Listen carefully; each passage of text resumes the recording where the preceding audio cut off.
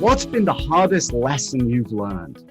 Normally I say hardest lesson in real estate, hardest in business, but in this context that we've been talking about. I think that idea of keeping your audience in focus is always important.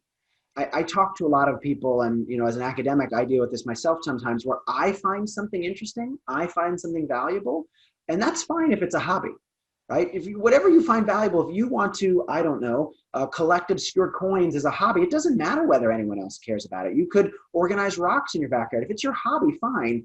But if your goal is to make that thing into a business, whether that business is selling products, services, ideas, whatever it is, you have to have an audience, a customer, whether it's a true customer or not, who's interested in it. And I think too often we get enamored with things we like, but we don't think enough about who our customer is and what things they like. And so whether that's writing a book, writing an academic paper, finding an investment, it's less just about whether we like that thing, but making sure that we keep that customer in the fore, so we make sure we can interest someone else in that thing as well. That is not an easy thing to do. Not easy, but it's possible.